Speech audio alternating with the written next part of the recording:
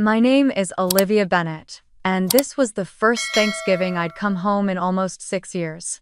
The house in Omaha looked exactly the same cream-colored siding, the smell of turkey and furniture polish, the faint sound of a football game playing somewhere in the background. Inside, the dining room glowed with warm amber light, like it was trying too hard to feel like family. My father, Frank Bennett, sat at the head of the table, his whiskey glass already half empty, his smile as sharp as ever. He'd spent a lifetime fixing engines and people in the same way by tightening what he didn't understand. My mother fussed over the cranberry sauce, pretending not to notice the tension hanging in the air. My brother Cole told another story about his new truck, and everyone laughed. Everyone but me. Then my father raised his glass, voice booming over the clatter of forks. "Not everyone at this table deserves to be here," he said. The laughter that followed was instant, too loud, too familiar, and every head turned toward me, the overeducated daughter who'd left, the one who made them uncomfortable just by existing. I didn't flinch. I looked at him, steady, and said, "Good thing I built a life that doesn't need your approval. Don't worry, you'll read about it soon." The room fell silent. My mother froze with her fork midair. My father's grin flickered, just for a second. The old wall clock ticked louder than it should have, like it was marking the moment everything changed. Have you ever been made to feel small by the people who should have lifted you up? I'd ask later. Tell me where you're watching from. I grew up in a house that smelled like motor oil and Sunday dinners, warm, noisy, and full of rules that no one ever said out loud, but everyone understood. My father, Frank Bennett, believed that the world was built by hands, not minds. He ran a small auto shop on the edge of Omaha, fixing everything from pickup trucks to lawnmowers, and he wore the same navy coveralls every day like armor. To him, success looked like sweat on your forehead and grease under your nails. Books, computers, ideas, they didn't count. They were for people who didn't know how to work. When I was little, I used to sit on the concrete floor of the shop, swinging my legs while he worked.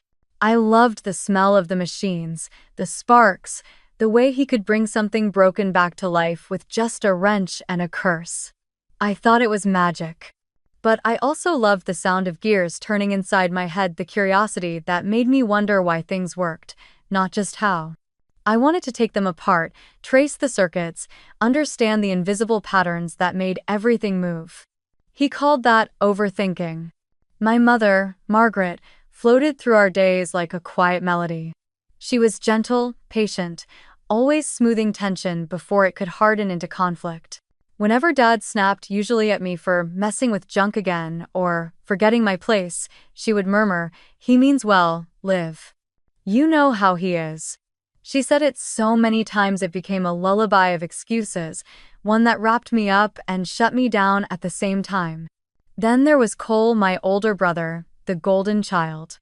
Quarterback of the high school football team, captain of everything, the one who made Dad's chest puff up with pride at every Friday night game. His trophies filled a whole wall in our living room. The pride of the Bennetts, everyone called him, and Dad never corrected them. He didn't have to. The silence that followed said everything. Cole was what I should have been. I wasn't jealous of him, not exactly. I just wanted to be seen for what I could do. While Cole was throwing footballs in the backyard, I was digging through the junkyard behind our house, collecting old radios, broken speakers, discarded circuit boards. I'd spend hours in the garage after school, sitting cross-legged on the floor with a screwdriver in one hand and a flashlight between my teeth. I didn't have money for new parts, so I learned how to make old ones sing again. When I repaired a busted transistor radio at 12, the signal fuzzed to life with a song from the 80 seconds, and I nearly cried. That hum of static felt like the first sound of belonging. Dad didn't see it that way. He'd walk in, smell the solder, and grumble, "You're wasting electricity." When I tried to show him what I'd fixed, he'd shake his head. "That's not real work, Liv. You can't feed yourself with that." Then he'd ruffle Cole's hair and say, "Now there's a kid who knows how to build something real." The first deep crack between us came the year I was 15. I had spent weeks building a small wind-powered generator out of scrap parts for the state science fair. I stayed up late every night perfecting it, soldering wires until my fingertips burned. When I won first place, the judges shook my hand and called me brilliant. I came home clutching the ribbon, my heart thundering with pride. Dad was sitting in his recliner, watching the news when I told him. He didn't look away from the TV. "That's nice," he said. "But don't brag about it, Liv. You'll make your brother feel bad." Something in me cracked, then not loud enough for anyone else to hear, but deep enough that I felt it echo for years. I remember walking up to my room, shutting the door, and holding the ribbon in my lap until it stopped meaning anything. That was the night I realized love in our house came with conditions. It was something you earned by being the kind of person he understood, and I wasn't. After that, silence became our family language. We didn't yell. We just stopped talking. Dad stopped asking about my grades. I stopped telling him about them. Cole's football trophies kept multiplying, their golden figures frozen mid-victory, while my experiments stayed hidden under my bed. Mom still smiled her soft, nervous smile, trying to hold everything together, but her words only made the distance clearer. "He's proud of you in his own way," she'd whisper when I helped her with dinner. "He just doesn't know how to say it." But pride shouldn't have to be translated. Love shouldn't sound like apology. The older I got, the more I felt like a guest in my own home, a quiet shadow in a house where everything revolved around the men. I learned how to disappear in conversations, how to bite my tongue before asking too many questions, how to turn curiosity into silence so it wouldn't be mistaken for defiance. But every night, when the house went still and the crickets took over, I'd sneak back into the garage with a flashlight and my pile of broken machines. There, under the low hum of the fluorescent bulb, I felt free. That garage became my sanctuary, the one place in the world where my hands could move without judgment, where the sound of solder touching metal drowned out the words I'd stopped saying. I didn't understand it back then, but every screw I tightened, every spark I coaxed back to life, was my way of building something my father could never take apart. The garage behind our house wasn't much, just a square box of concrete with rusted shelves, a cracked window, and a single yellow bulb that flickered like it was deciding whether to keep trying. In winter, the cold bit through my sleeves, and my breath came out in clouds that hung in the air before vanishing. But that space, with its smell of motor oil and dust, felt more like home than any room inside the house ever did. The floor was always littered with screws, old radios, and things no one cared about but me. It was chaos, but it was my chaos. I built my first circuit board there when I was 16. It wasn't perfect, the solder joints were uneven, the wires crooked, but when I flipped the switch and saw a tiny red light flicker to life, I felt something I hadn't felt in years. Control. For once, the world responded to me. I didn't have to ask for permission or approval. I could build something out of nothing and make it listen. That yellow bulb became my sun, the hum of the power supply my heartbeat. One night, while rummaging through a box of old tools, I found my grandfather's pocket watch. The glass was cracked, the minute hand frozen at 12:47. Dad used to keep it in his drawer, calling it junk from another time. But when I held it, I felt its weight like it carried a story still trying to move. I took it to my workbench, pried open the case, and stared at the delicate gears inside, so small, so precise, so stubborn. I spent hours hunched over it with tweezers and a magnifying glass, refusing to give up even when my hands cramped and my eyes burned. By dawn, when I finally adjusted the last spring and turned the tiny crown, the second hand trembled, then began to tick. A soft, steady rhythm, fragile, but alive. I remember laughing quietly, the sound echoing in the cold air. That broken watch, forgotten in a drawer, was beating again. It was the first thing I ever brought fully back to life. I wore it on a chain around my neck for weeks after that. It didn't match anything I owned, but I didn't care. Every tick reminded me that I could make something move forward, even when everything around me stood still. That was the night I made myself a promise. I sat on the cold concrete floor, the pocket watch in my palm, and whispered, "If I can't make them proud, I'll make time itself listen." The words came out small, almost like a prayer. The next day, Dad walked past the garage and saw me working. He shook his head. "Still playing with your toys, Liv?" he said. I wanted to tell him that I'd fixed something he'd thrown away, that I'd made it tick again. But I didn't. I just smiled faintly and said, "Yeah, just playing." Because I knew he wouldn't hear it anyway. He didn't speak the language of quiet miracles. After that, the garage became my world. Every night after dinner, I'd sneak out with a thermos of cocoa and work under that yellow light until I couldn't feel my fingers. The air would buzz faintly from the old power outlet, and sometimes, when I'd been up too long, I'd imagine the machines whispering back to me. "Keep going," they seemed to say. "You're close." Die, Liz. I filled a notebook with sketches of inventions I wanted to build: tiny engines, robotic arms, sensors that could move on their own.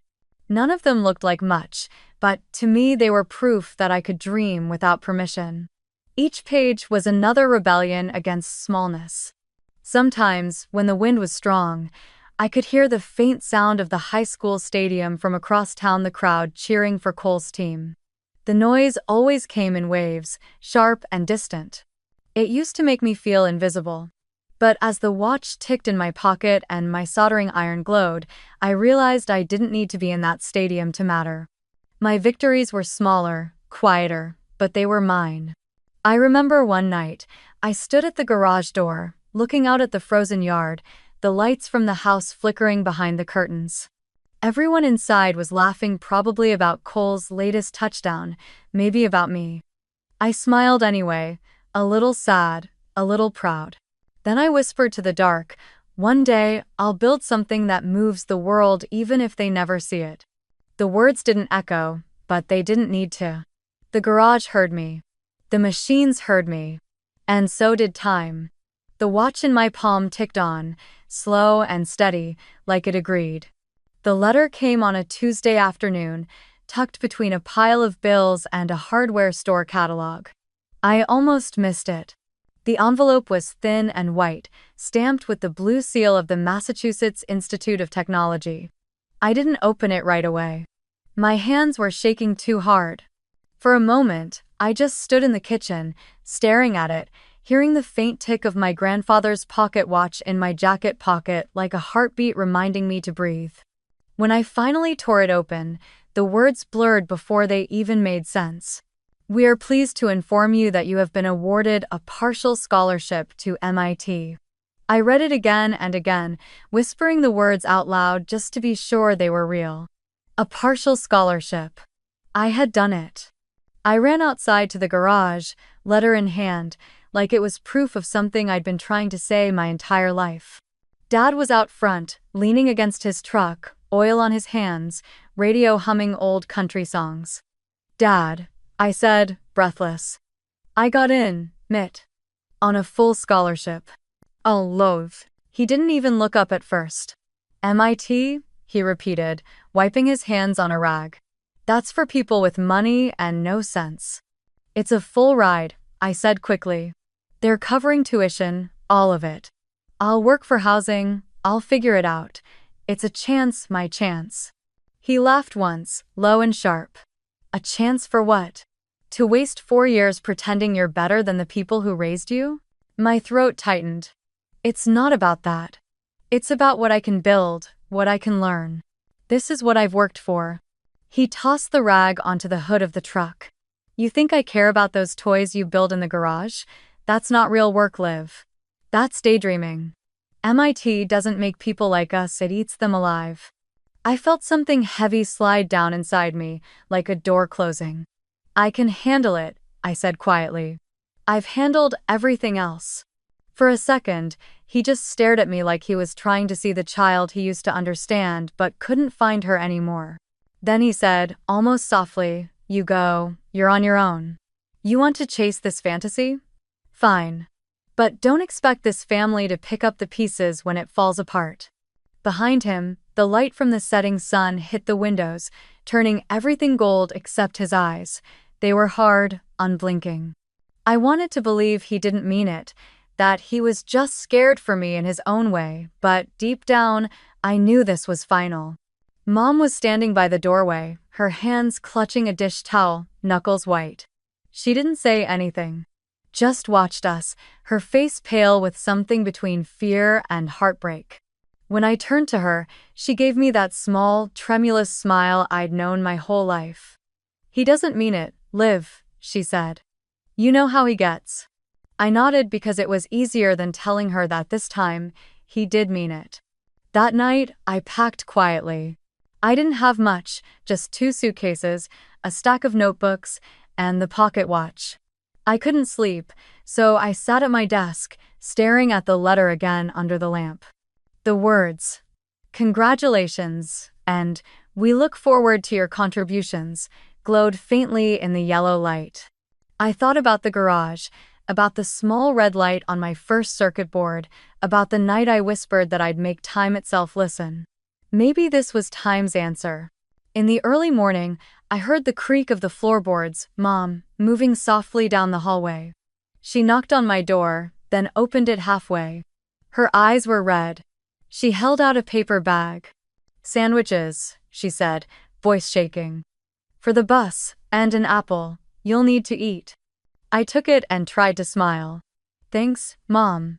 She hesitated, then stepped forward and hugged me. It was quick, almost clumsy, but warm. When she pulled away, she whispered, "You have your grandfather's hands, you know. He would have been proud." Then she left before I could answer. When I stepped outside, the morning was cold enough to sting. The bus stop was 2 blocks down. I dragged my suitcase through the frost, the wheels bumping over the cracks in the pavement. The neighborhood was still asleep, smoke rising from chimneys, the distant bark of a dog, the smell of diesel in the air. As the bus rounded the corner, I looked back at our house.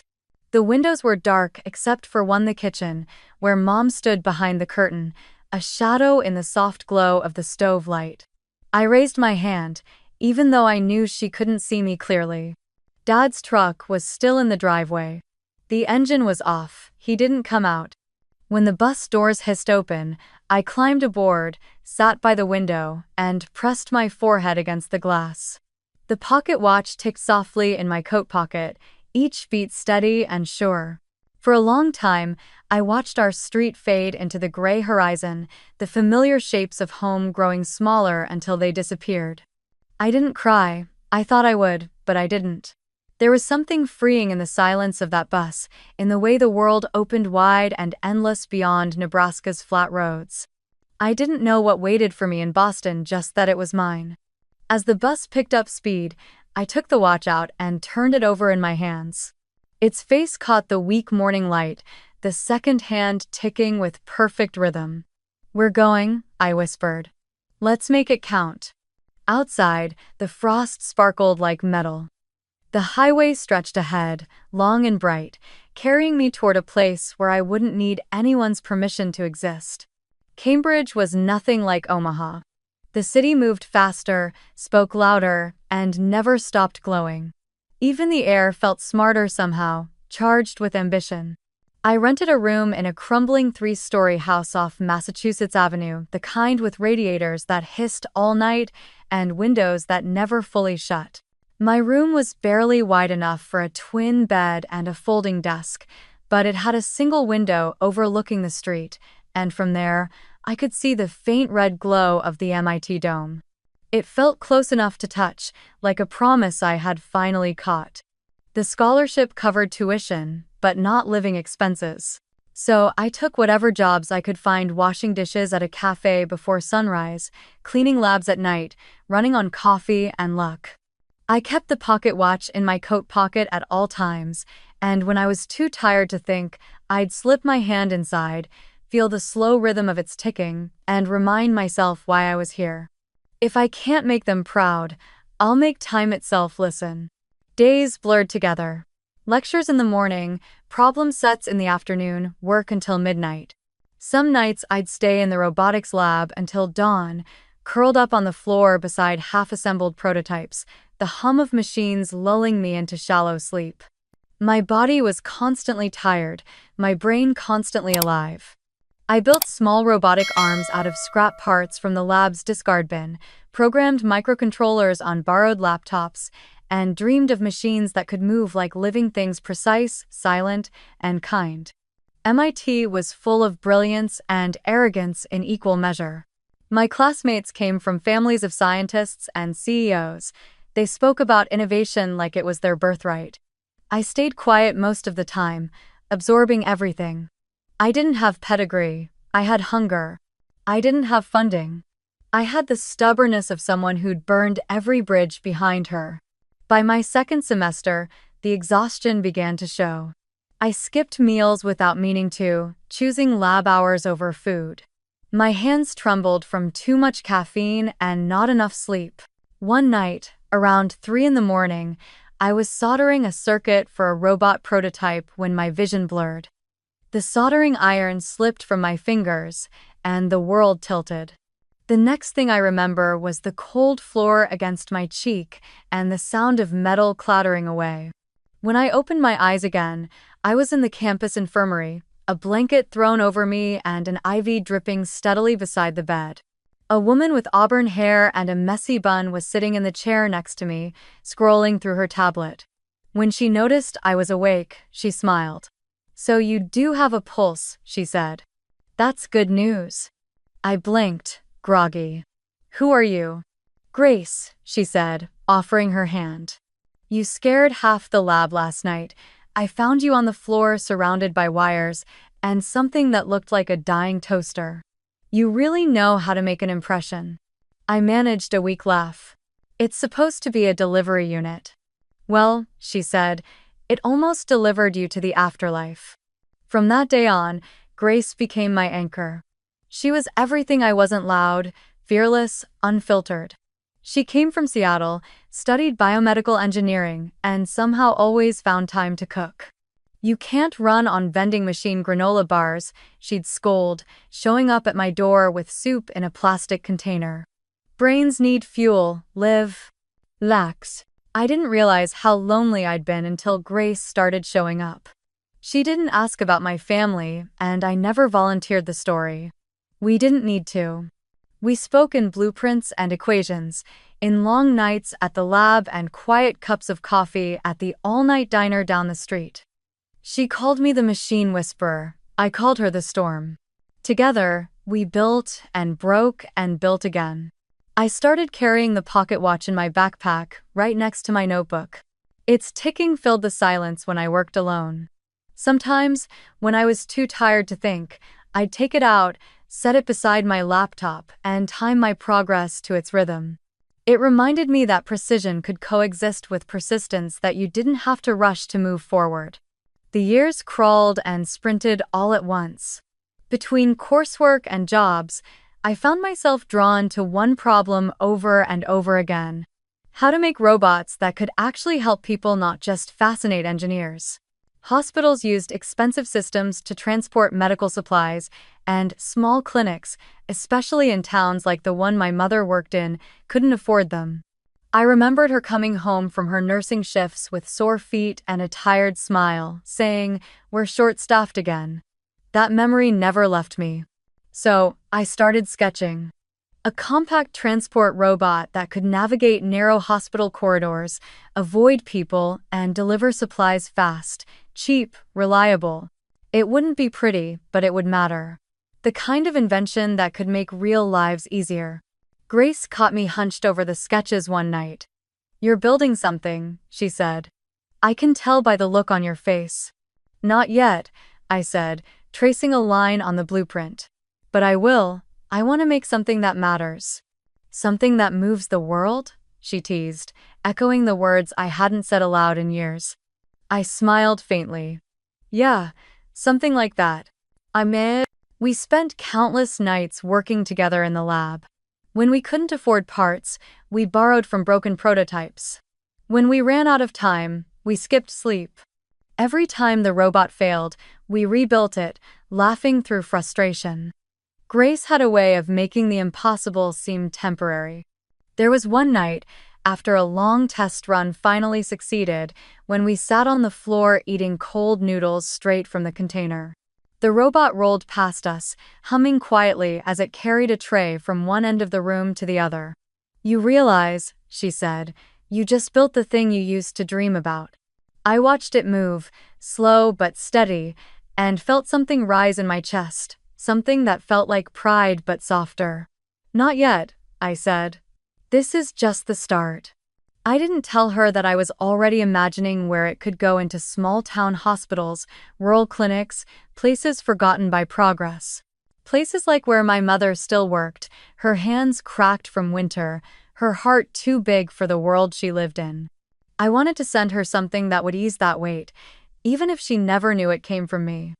By the time I graduated, I had more than a degree. I had a prototype, a dream, and a single truth that had carved itself into my bones. Survival wasn't about escaping the past. It was about transforming it. The day before commencement, I sat by the Charles River with Grace, watching the sunset reflect off the water. The pocket watch ticked softly in my hand. Grace nudged my shoulder. "So, what's next for you, Bennett?" I looked toward the horizon, where the city lights were beginning to shimmer, and said, "I think it's time to build something that doesn't need anyone's permission to exist." The wind off the water was cold, but I didn't feel it. For the first time, I wasn't running from home anymore. I was running towards something entirely my own. After graduation, Boston no longer felt big enough. The city had given me everything I needed to become who I was, but it also reminded me too much of survival, of cold nights and fluorescent lights and ramen dinners that tasted like determination. Grace felt it too. One night, over coffee in a quiet diner near Kendall Square, she said, "What if we stop building other people's dreams and start building ours?" That's how Northline Robotics was born, a name chosen at 2 in the morning, when the world felt endless and possible. We packed our few belongings into her old hatchback, strapped the prototypes into the back seat with duct tape, and drove west until the skyline gave way to mountains. We chose Denver not because it was convenient, but because it was wild. It had open skies, sharp air, and room to breathe, something Boston never had. We found an old auto garage on the edge of the city and rented it for next to nothing.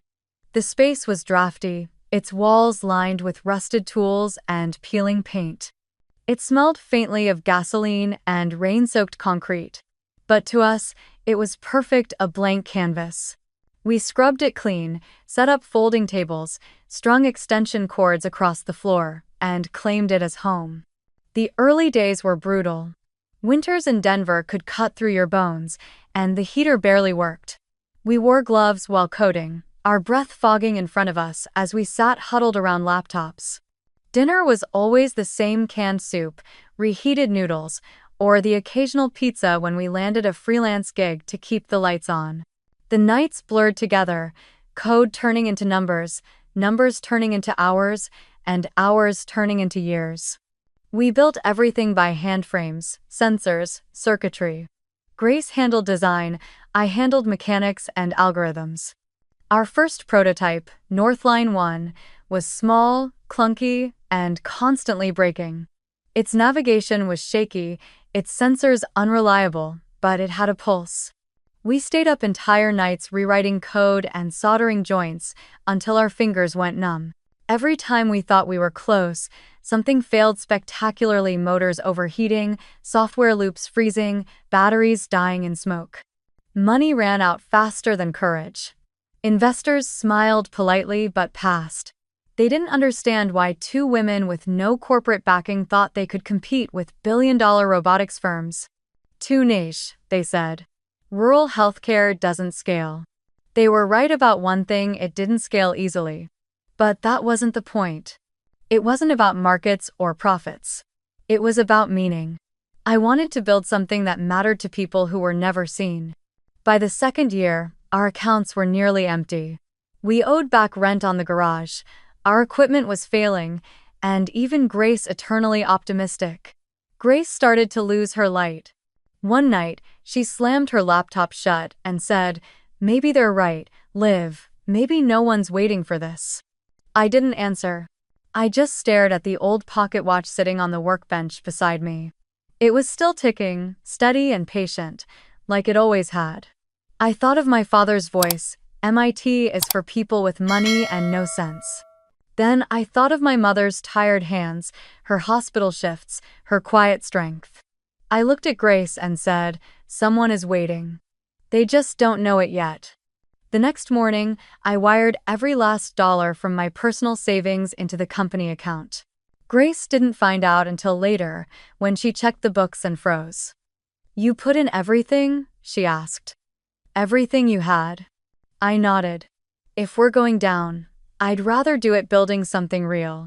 She stared at me for a long time, then exhaled. "Okay," she said finally. "Then let's make it count."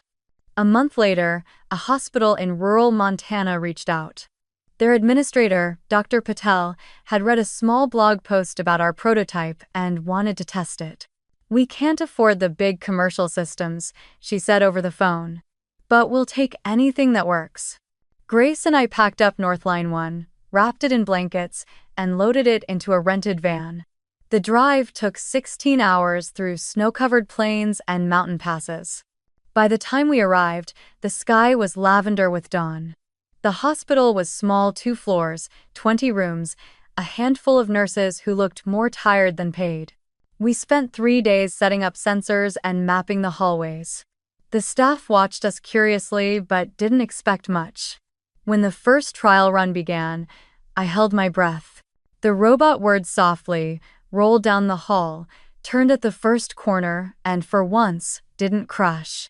It carried a tray of lab samples from the nurses' station to the diagnostics wing without a single error. The nurses clapped, half in disbelief. By the end of the week, Northline 1 had completed over 200 deliveries. Supply turnaround times dropped, costs plummeted, and nurses who once spent hours running errands now had time to sit with patients. Dr. Patel called us into her office on the final day. "You didn't just save us money," she said. "You gave us time." On the drive back to Denver, neither Grace nor I said much. The snow came down in slow sheets, catching in the headlights. Halfway through Wyoming, she looked at me and said, "We did it, didn't we?" I smiled faintly, my eyes still on the road. "Barely," I said. "But barely counts." The next morning, a local Montana newspaper ran a small story titled, "Engineer Builds Robots for Rural Healthcare." It wasn't a national headline, it wasn't front-page news, but it was something. The first time I saw my name in print, I didn't feel triumphant. I felt still, like a clock that had finally found its rhythm. The article spread quietly first among medical forums, then local tech circles, then small-town hospitals that were desperate for affordable solutions. Emails began to arrive slowly at first, then dozens at a time. "Can we test your model? Can we license your design? Can you teach us how it works?" Within 6 months, we had more orders than we could handle. Grace cried when the first real check cleared. I didn't cry. I just stood in the middle of our cold garage, the robot humming softly beside me, and whispered, "They don't see me, but the world will." And it did. By the end of the year, Northline Robotics had expanded into a proper workspace. The walls were clean now, the lights bright, the floors warm. But I kept that old pocket watch on the shelf above my desk, still ticking away the hours. It reminded me that I hadn't escaped my past, I had transformed it into motion. Every tick was a small defiance against every voice that said I couldn't. Sometimes, at night, when the lab went quiet and Grace had gone home, I'd sit alone and listen to that sound, the faint, steady heartbeat of everything I'd built from the wreckage of what I'd left behind. And every time it clicked, I heard the same promise I made years ago in the cold of my father's garage. If I can't make them proud, I'll make time itself listen. Now, it was listening. So was the world. 3 years later, the world finally caught up to what we'd built. Northline Robotics had grown from a cold garage into a real company, 30 employees, multiple hospital contracts, and a clean glass office downtown with our name etched on the door. I'd learned how to speak the language of investors, how to stay awake through 18-hour days, how to smile for cameras even when I hadn't slept in 2. Grace called it success. I called it survival with better lighting. When the email came from Forbes, I almost didn't open it. The subject line read, "Congratulations. You've been selected for the 30 under 30 inches healthcare." I stared at it for a long time before clicking, half expecting it to be a mistake. It wasn't. They wanted to feature our work on robotic systems for rural hospitals, the same dream that had started in a freezing Denver garage, now printed in a glossy magazine that used to sit untouched on my father's coffee table. The ceremony was held in San Francisco, all marble floors and glass chandeliers. Cameras flashed, champagne flowed, and people introduced themselves with smiles that didn't quite reach their eyes. I wore a simple navy suit and a silver watch. The pocket watch was too old for nights like this, but I kept it in my purse anyway. It ticked faintly, grounding me. During the live interview, under the blinding stage lights, the reporter leaned forward and smiled. "Olivia Bennett," she said brightly. "Your company has helped hospitals across 5 states. That must feel incredible. Tell me your family must be so proud, right?" The question hit harder than I expected. It wasn't cruel. It was casual, innocent even, but it landed exactly where it hurt. The studio lights blurred for a second. I smiled, because that's what you do when you can't afford honesty. "They're probably busy," I said lightly. "We don't talk much about work." The interviewer laughed politely, moved on to the next question, and the cameras kept rolling. I answered everything perfectly measured, articulate, unshakable. But inside, I could feel something small and familiar hollowing out a space in my chest. That night, I returned to my hotel room overlooking the bay. The city below glowed like circuitry, every light another heartbeat of a world that never slept. I kicked off my heels, set the award plaque on the desk, and sat by the window with a glass of champagne I never drank. For a while, I just watched the fog roll in from the water, trying to let the noise of the evening fade. Out of habit, I reached for my phone. I scrolled through emails, first congratulations from partners, messages from colleagues, a text from Grace that said simply, "We did it." Then, without meaning to, I opened Instagram. The first photo that appeared stopped me cold. My father's account, one I hadn't looked at in years. The picture was simple, our old dining room in Omaha. My father, mother, and brother, Cole, sitting around the table. Same amber lighting, same walls, same china plates. Cole was laughing, his arm slung around Dad's shoulder. Mom's smile was small but warm. The caption read, "So proud of my boys." There was no empty chair in the picture, no hint that I'd ever existed at that table. I stared at it until the screen blurred. The sound of the city outside grew distant, like I was underwater. I set the phone face down and let the silence fill the room. The champagne on the nightstand caught the light from the window, tiny bubbles rising in slow, lazy motion, untouched. I leaned back against the cool glass and closed my eyes. This was supposed to be the moment that made everything worth it, the recognition, the validation, the proof. But instead, it felt hollow, like applause in an empty room. I had built everything I'd promised myself I would, everything they said I couldn't. And yet, the people I'd once wanted most to see me had never even looked up. I reached for my purse and took out the pocket watch. It was still ticking, steady and unbothered. For years, that sound had meant hope, momentum, progress, defiance. Tonight, it just sounded like time passing, indifferent to what I had built or lost. I set it on the nightstand beside the champagne, the faint reflection of the city lights glinting across its surface. Outside, the fog thickened, swallowing the skyline until only the faint glow of streetlights remained. I whispered into the empty room. "They don't see me, but the world will." The new apartment sat high above downtown Denver, its walls made almost entirely of glass. From where I stood in the living room, the Rockies stretched across the horizon like a memory that refused to fade. The morning light spilled in softly, catching on the clean lines of the furniture, the pale oak floors, the quiet hum of a city waking below. For the first time in years, I didn't hear machines, alarms, or footsteps in hallways, just air. Just silence. When I moved in, I promised myself I wouldn't fill the space with noise. No clutter, no chaos, no ghosts. The walls were bare except for 3 frames. My MIT diploma, the first Northline robotics blueprint, and a photo of the prototype that saved that Montana hospital.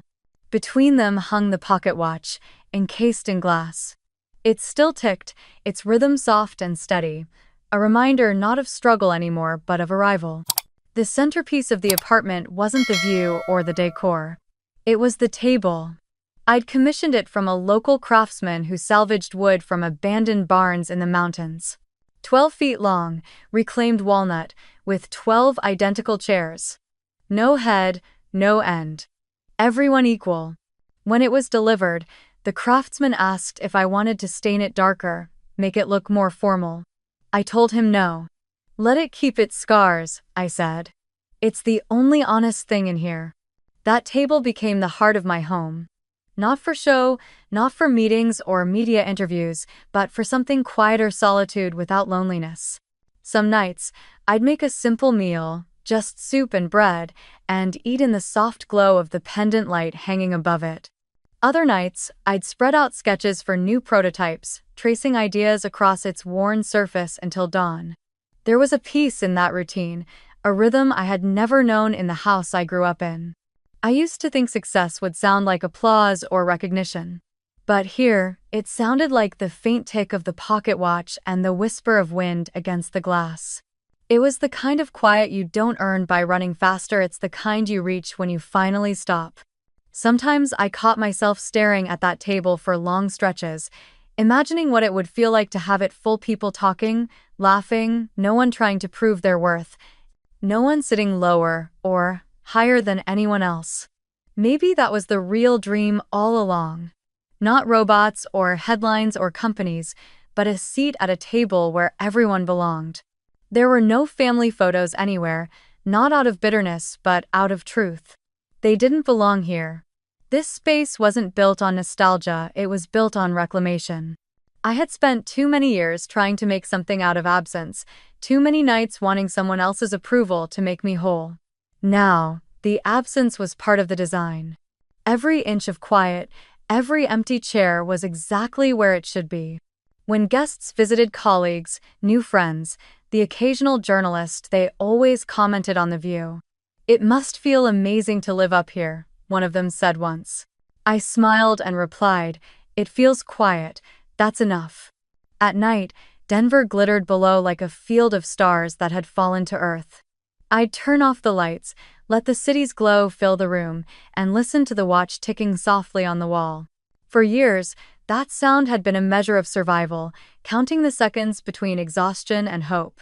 Now, it was the sound of stillness, of time that didn't need to be outrun. Sometimes, when I caught the reflection of the mountains in the glass, I'd think about that old dining room in Omaha, the rigid table, my father's voice, the laughter that cut sharper than words. The contrast was almost surreal. There, I had learned to stay small. Here, I had learned to take up space without apology. I didn't build luxury. I built peace. And for the first time, it was enough. The message arrived on a gray Tuesday morning, the kind of day when Denver felt more like sky than city. 6 p.m. Thursday. "Mom misses you." Mom. Just that. No emojis, no pretense of small talk. 7 words that landed heavier than they should have. I must have read it a dozen times, the cursor blinking on the screen like a heartbeat. It had been years since I'd gone back to Nebraska, years since I'd stepped inside that house with its amber light and walls that could hold a grudge. I'd promised myself I wouldn't return unless I wanted to, and I wasn't sure if this counted as wanting. But "Mom misses you" was enough. It always had been. So Thursday morning, I packed a small bag, grabbed my coat, and started driving east. The miles blurred by in slow stretches of highway and empty plains, the mountains fading behind me like a memory I wasn't ready to let go of. The pocket watch sat on the dashboard, its steady tick filling the silence between radio static and wind. By the time I reached Omaha, dusk had settled over the streets, washing everything in the kind of pale orange that made even the ordinary look forgiving. Their house looked smaller now, like someone had pressed time down on it. The shutters still green, the porch light still flickering. For a moment, I just sat in the car, engine running, hands gripping the steering wheel. Then I turned it off, pocketed the watch, and walked to the door. Mom opened it before I could knock. "Liv," she said softly, the same voice that used to wake me for school. Her smile trembled, caught between guilt and relief. "You made it." I did. I tried to smile back. The warmth hit me first, the smell of turkey, cinnamon, and something faintly metallic, like memory. The dining room was just as I remembered, too much light, too little space to breathe.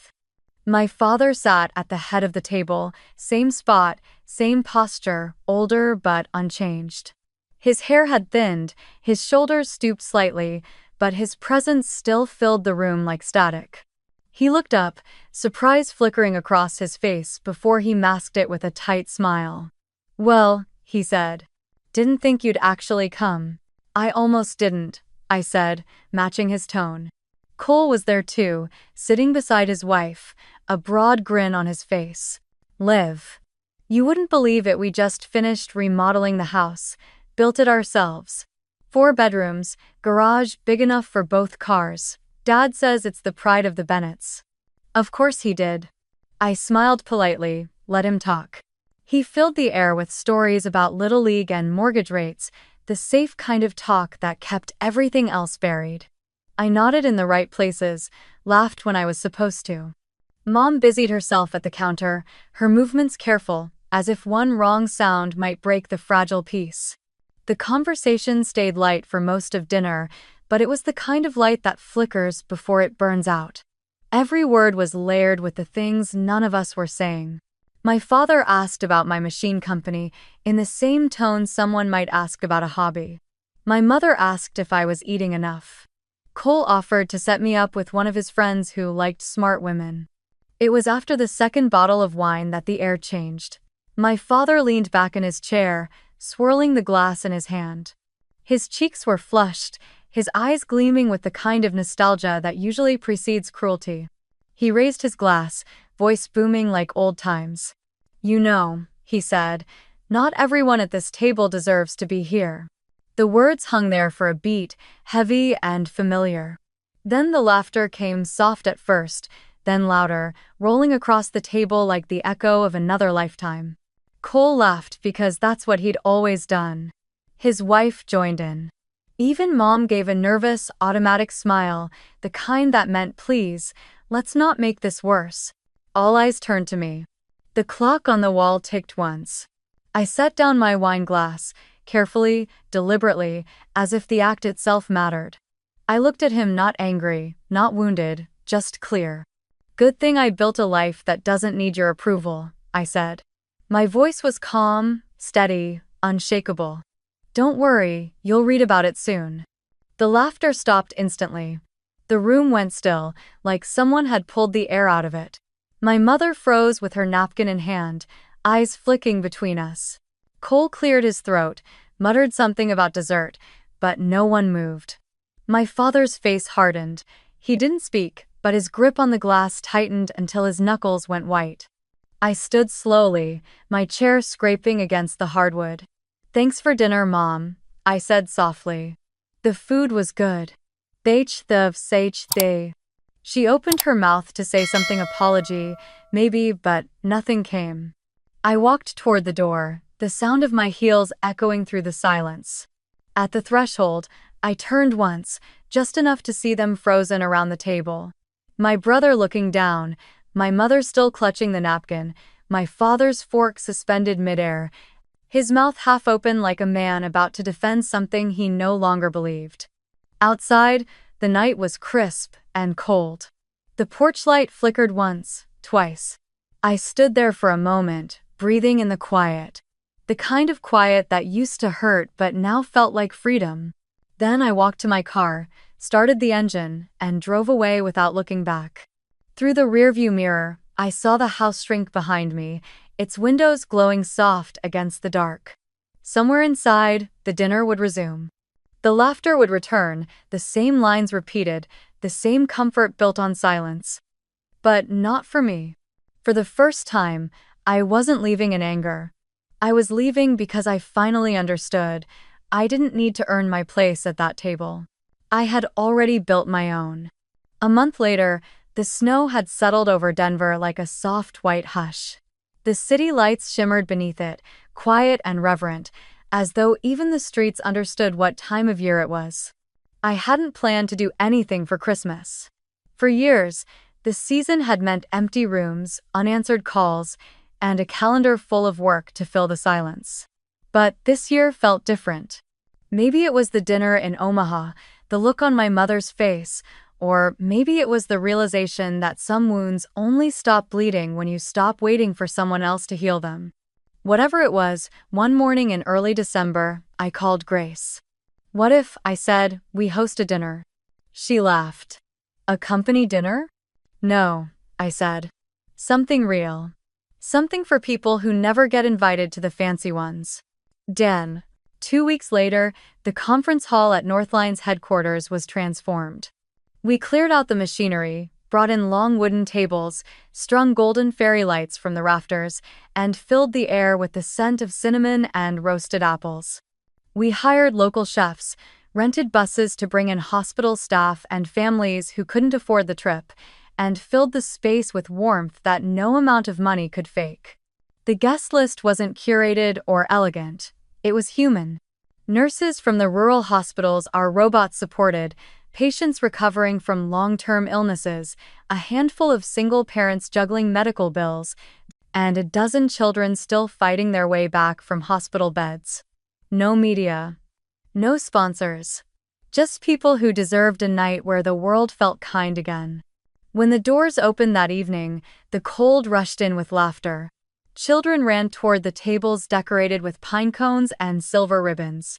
The nurses, still in their scrubs, shyly accepted mugs of cider. Music floated through the air, soft jazz, just enough to make the room feel alive but never loud enough to drown out conversation. I moved between the tables quietly, checking that everyone had what they needed. Grace had dressed up as Mrs. Claus, handing out wrapped scarves and gloves to anyone who came near. A local bakery had donated gingerbread cookies shaped like gears, her idea, not mine, and they disappeared almost instantly. Halfway through dinner, one of the older nurses, a woman named Karen, caught my hand. "You didn't have to do this," she said, eyes glistening. "I know," I said softly. "That's why it matters." The food was simple but perfect: roasted turkey, sweet potatoes, apple pie warm enough to melt the cold out of anyone. Laughter grew louder as the night went on, weaving through the music and the clinking of cutlery. It was the sound of belonging, raw and unpolished. I was pouring cider for one of the kids when I noticed a man with a camera at the door. Then 2 more. Local reporters, drawn by word of mouth. I hadn't invited them, but I didn't send them away either. Some stories don't need hiding. One of them, a young woman with a notepad and an earnest smile, approached gently. "Miss Bennett," she said, "we heard you organized this whole thing yourself. Would you mind telling us why?" I looked around the room at the nurses laughing with their patients, at the children tearing open presents wrapped in bright red paper, at Grace pretending to be shocked every time someone thanked her. Then I smiled. "Because everyone deserves a seat at a table," I said, "especially those who are told they don't." She nodded slowly, eyes soft. "That's beautiful." I shrugged. "It's just the truth." Artel. She left soon after, but not before her photographer snapped a few pictures me sitting beside one of the children, a little girl in a wool hat too big for her head, her IV port tucked beneath her sleeve. Her name was Lily. She was 8 years old and recovering from leukemia. She told me she wanted to be an engineer someday. "Like Iron Man," she whispered, grinning through missing teeth. We talked for nearly an hour. She asked endless questions about the robots, about how they moved and what they could do. I showed her sketches on my phone, and she drew her own version on a napkin, a lopsided little machine with a smiley face on its screen. When I told her it was perfect, she giggled, that bright, clear sound only children seem to carry. Later, when the night was winding down, she looked up at me with wide, serious eyes and asked, "Do you have a family?" The question landed softly, but deep. For a moment, I didn't know how to answer. The truth was complicated, heavy, but she wasn't asking for a confession, just honesty. So I smiled and said, "Tonight, I do." She nodded as if that made perfect sense. When the last guests left and the music faded, the room was a beautiful kind of chaos: crumbs on plates, ribbons scattered on the floor, the faint smell of cinnamon still clinging to the air. I stood there for a long moment, taking it all in. The laughter still echoed faintly in my ears, a sound so full it almost hurt. Grace came up beside me, her cheeks flushed, her hair escaping from the Santa hat. "You realize this is going to be all over the news tomorrow," she said. "Let them write what they want," I said, smiling. "It's not about that." But the next morning, the photo was everywhere, on local news sites, in healthcare journals, even shared on social media by hospital workers across the country. It showed me sitting with Lily, both of us laughing over her napkin drawing. The headline read, "Engineer hosts Christmas dinner for patients and nurses, says everyone deserves a seat at the table." My inbox filled with messages, my phone buzzed with calls. But what I remembered most wasn't the noise, it was the feeling. The warmth of that room. The smell of cinnamon. The laughter that didn't come at my expense. That night, I walked into my apartment, the golden city lights glimmering against the snow, and set the pocket watch on the table. It ticked softly, filling the space like a heartbeat. For years, that sound had marked time passing without meaning. Now, it sounded like grace. And for the first time, I realized something simple, something I'd spent years chasing without knowing why. I didn't need to be proud of where I came from. I just needed to be at peace with where I'd arrived. The next morning, the world outside was still blanketed in snow, soft and bright under the Denver Sunday. The apartment was quiet except for the faint hum of the heater and the steady ticking of the pocket watch on the table. I was making coffee when my phone began to ring. The number was familiar but unexpected: home. For a second, I almost didn't answer. Then I did. "Liv?" My mother's voice was small, breathless, like she'd been holding it in for years. It's everywhere. The news, the papers, your photo, the dinner, the little girl. Your father saw it first thing this morning." He didn't say anything, he just left the paper open on the table. I closed my eyes and leaned against the counter, the warmth of the mug grounding me. "It's okay, Mom," I said quietly. "I didn't need you to see that I'm good. I just wanted you to know I'm okay." She was silent for a moment. Then I heard it, the sound of her crying softly on the other end, the way she used to when she thought no one was listening. "He was wrong," she whispered. And I was too. I told myself staying quiet would keep the peace, but silence never protected anyone. I see that now. I swallowed the ache in my throat, staring out the window where snow still drifted down like ash. "I know, Mom," I said gently. "You don't have to explain." "I should have stood up for you," she said, her voice breaking.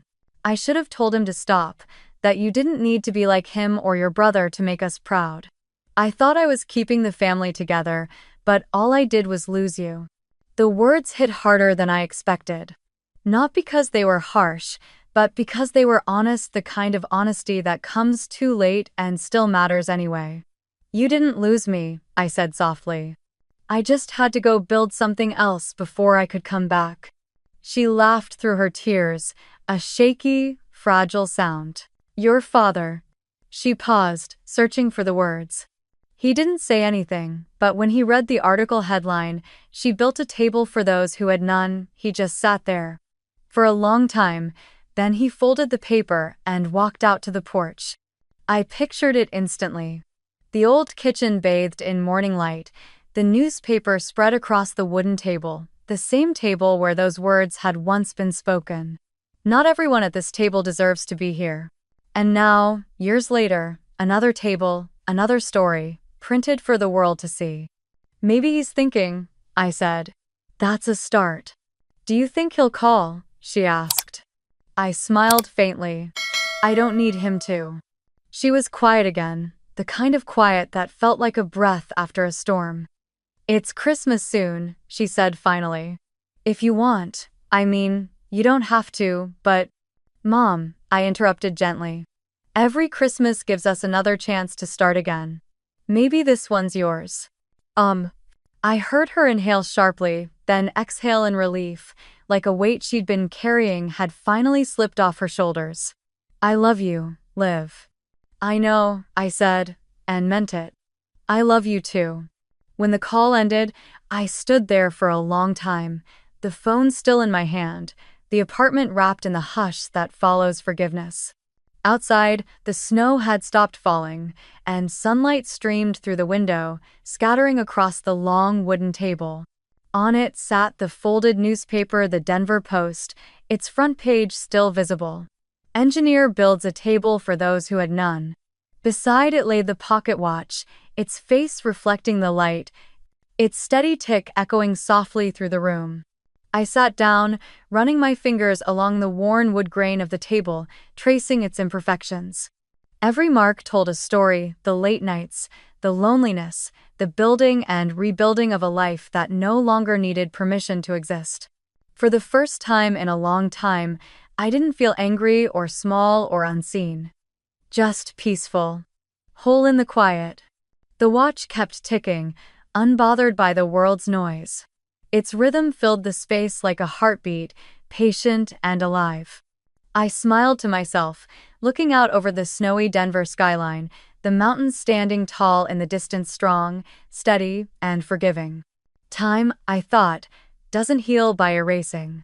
It heals by keeping rhythm until you're ready to dance again. And as the city shimmered below, I whispered into the stillness, "Merry Christmas, Mom." The watch ticked once more, steady and sure, the sound of life moving forward, one beat at a time. If anyone ever told you that you don't belong at their table, she begins, her voice low, steady, carrying the weight of experience and the warmth of release, build your own, make it wider. Fill it with the ones who are left standing in the cold, the ones who are told to wait their turn, to stay quiet, to be smaller.